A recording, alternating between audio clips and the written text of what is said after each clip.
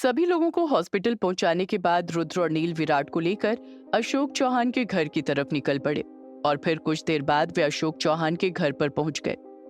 रुद्र ने अशोक चौहान के घर के बाहर गाड़ी रोकी और डिक्की में से विराट को निकालकर लगभग घसीटता हुआ उसके घर के अंदर लेकर आया और फिर रुद्र ने विराट को हॉल के बीचों बीच फेंकते हुए कहा, अशोक चौहान बाहर निकल। वही आवाज सुनकर अशोक चौहान घबराता हुआ हॉल में आया और फिर उसने जब विराट को इस हाल में देखा तो जल्दी से उसके पास जाकर उसको संभालने लगा और फिर तभी वहां कुछ सर्वेंट आए और विराट को लेकर अंदर चले गए। तभी रुद्र ने गुस्से में कहा, अशोक चौहान अपनी औलाद को संभाल कर रखो वरना दूसरी बार अगर मेरे हाथ लग गया तो इसकी लाश भी नहीं मिलेगी। ये सुनकर अशोक चौहान ने गुस्से में कहा, रुद्र अपनी जुबान संभाल कर रखो, लाश बिछानी मुझे भी आती है। इस पर नील जो अभी तक रुद्र के पीछे खड़ा था वो सामने आया और बोला, तो बिछा लाश, हम दोनों यहीं खड़े हैं। ये सुनकर अशोक चौहान ने चिल्लाकर कहा, तुम दोनों को तो मैं छोड़ूंगा नहीं। तभी रुद्र ने कहा, अगली बार अगर विराट ने किट्टू की ओर आंख उठाकर भी देखा तो मैं छोड़ूंगा नहीं तुम दोनों बाप बेटे को, समझे। इसके बाद नील ने भी एटीट्यूड के साथ कहा, अशोक चौहान, रुद्र प्रताप सिंह से दुश्मनी लेना अच्छी बात नहीं है क्योंकि तालाब में रहकर मगरमच्छ से बैर नहीं करते, इसलिए अपने बेटे को संभाल लो। तो मैं भी वादा करता हूँ कि मैं तुम्हारे बेटे को कुछ नहीं करूंगा, लेकिन अगर तुम्हारे बेटे ने हमारे घर की लड़कियों की तरफ आंख उठाकर देखा तो फिर मैं उसे जान से मारने से भी पीछे नहीं हटूंगा। तभी रुद्र ने कहा, अशोक चौहान, ये आखिरी बार है जब मैं तुम्हारे बेटे को छोड़ रहा हूँ। आगे से उम्मीद मत करना कि तुम्हारा बेटा घर जिंदा आएगा, इसलिए अच्छा होगा कि तुम रोक लो अपने बेटे को। इस पर नील ने भी कहा, और इसकी एक और गलती अब हम बर्दाश्त नहीं करेंगे। और फिर रुद्र और नील अशोक चौहान को वार्निंग देकर वहां से चले गए।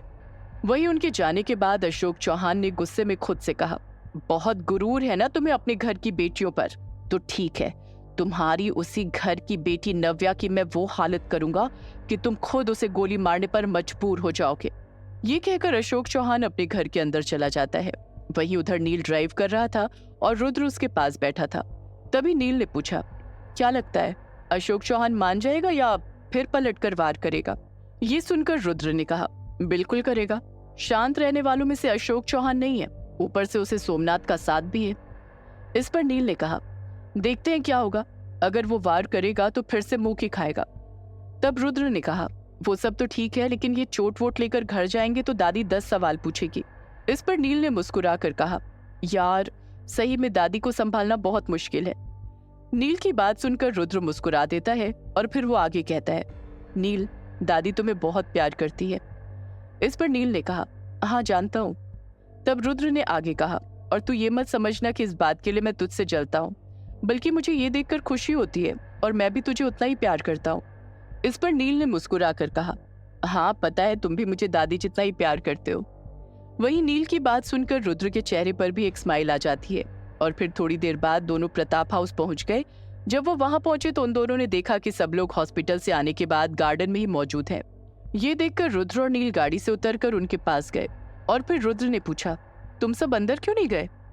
इस पर शुभ ने कहा, मैंने सोचा पहले बड़ा भाई अंदर जाएगा तब छोटा भाई अंदर जाएगा, इसलिए भाई पहले आप अंदर जाएं। ये सुनकर रुद्र समझ रहा था कि शुभ अंदर क्यों नहीं जा रहा था, क्योंकि दादी के सवालों का जवाब शुभ के पास भी नहीं था। वहीं दादी जितना लड़ाई झगड़े से दूर रहने के लिए कहती, ये चारों उतने ही लड़ाई झगड़ों के पास जाते। तभी रुद्र ने नील को देखकर कहा, नील पहले तुम चलो। ये सुनकर नील ने थोड़ा सख्ती से कहा, तुम दोनों मिलकर मुझे बलि का बकरा मत बनाओ। तब नील ने निहाल को देखा और कहा, चल निहाल तू ही पहले अंदर चला जा। इस पर निहाल ने कहा, मैं कहीं नहीं जा रहा हूँ, तुम लोग पहले जाओ। ये सुनकर नील ने कहा, अरे साले साहब बात तो मान लो। इसके बाद सभी एक दूसरे से अंदर जाने को कहने लगते हैं, लेकिन कोई भी किसी की बात नहीं मान रहा था। वहीं उधर जिया के हॉस्पिटल में इस वक्त जिया जय की पट्टी कर रही थी और जय अपने मोबाइल में बिजी था। वहीं उधर सारे बाउंसर हॉस्पिटल से चले गए थे, पर इस बात की खबर जय को नहीं थी। वहीं जिया बहुत आराम से जय की बैंडेज कर रही थी। तभी जय ने नासमझी में अपने गाल पर हाथ रखकर कहा, जिया यहाँ भी कोई क्रीम लगा दो, बहुत दर्द कर रहा है। ये सुनकर जिया ने अपने होठ जय के गाल पर रख दिया और उसे किस कर लिया। वहीं जिया के होठ जब जय ने अपने गाल पर महसूस किए तो वो अपने होश में आया और फिर उसने अपना चेहरा जिया के पास से हटाकर कहा, जिया प्लीज। इस पर जिया ने कहा, क्यों प्लीज, मैं तुम्हारे अलावा किसी और से शादी नहीं करूंगी, फिर तुम ये सब क्यों करते हो। क्यों मुझे हर्ट करते हो? तब जय ने कहा, मैंने पहले भी कहा था और अब भी कह रहा हूँ, मैं तुम्हारे लायक नहीं, इसलिए मुझे भूल जाओ। इतना कहकर जय ने अपनी गन उठाई और जिया की क्लिनिक से बाहर आ गया। वहीं जय को जाते हुए देखकर जिया ने कहा, तो तुम ऐसे नहीं मानोगे, पर मैं भी तुम्हें मना कर रहूंगी। वहीं उधर प्रताप हाउस में सब बाहर ठंड में बैठे थे, लेकिन अंदर जाने की हिम्मत किसी में नहीं थी। वहीं इस वक्त रुद्र ने किट्टू को अपने सीने में छुपाया हुआ था ताकि उसे ठंड न लग जाए। तो वहीं उधर नील ने भी अपनी जैकेट उतार कर नव्या को दे दी थी ताकि नव्या को भी ठंड न लगे। वहीं ये सब देखकर शुभ का मन भी कर रहा था कि वो भी अपनी जैकेट उतार कर दिशा को दे दे, लेकिन शुभ को नील और रुद्र से डर लग रहा था। तभी शुभ ने अपने मन ही मन में खुद से कहा, क्या करूं, कैसे दूं? ठंड तो मेरी दिशा को भी लग रही होगी। तभी शुभ ने कहा, दिशा तुम्हें भी ठंड लग रही है? ये सुनकर दिशा ने हाँ में अपनी गर्दन हिला दी, लेकिन शुभ कुछ करता उससे पहले ही निहाल ने अपना कोट निकालकर दिशा को दे दिया और दिशा ने निहाल का कोट पहन लिया।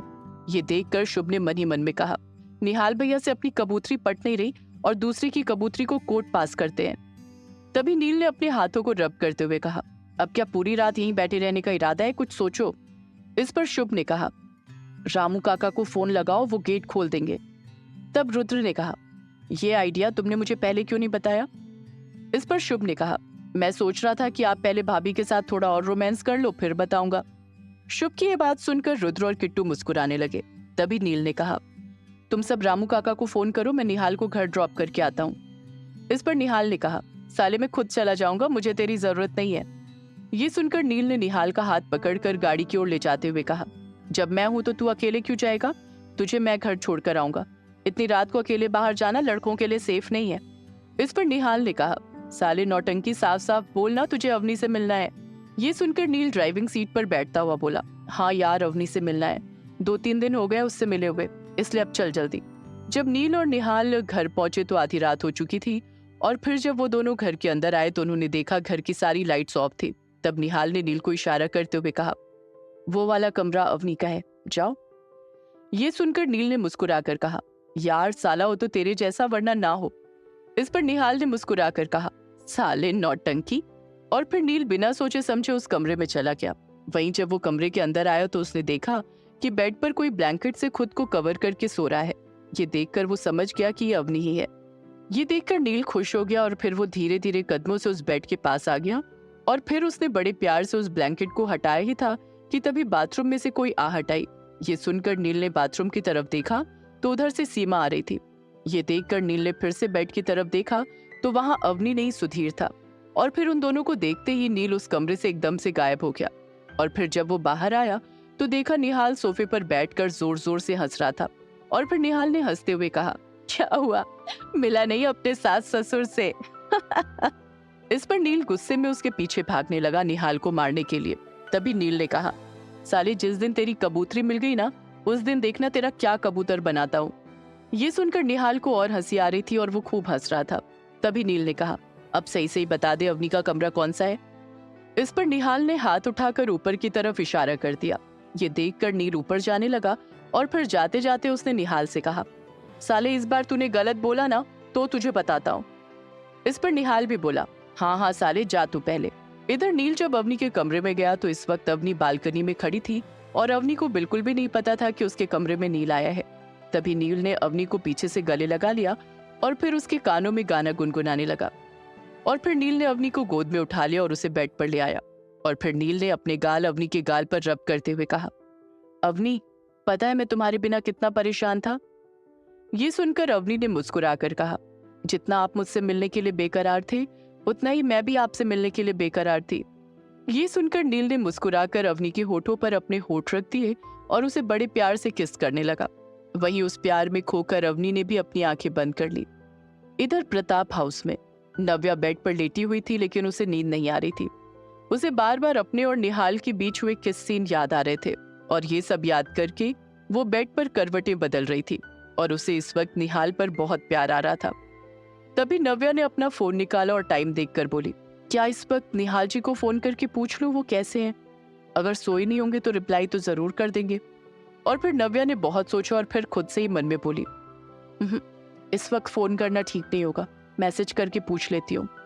और फिर नव्या ने मैसेज किया, हेलो। नव्या के मैसेज करते ही अगले ही पल निहाल का भी रिप्लाई आ गया। हाय नव्या, तुम सोई नहीं अभी तक?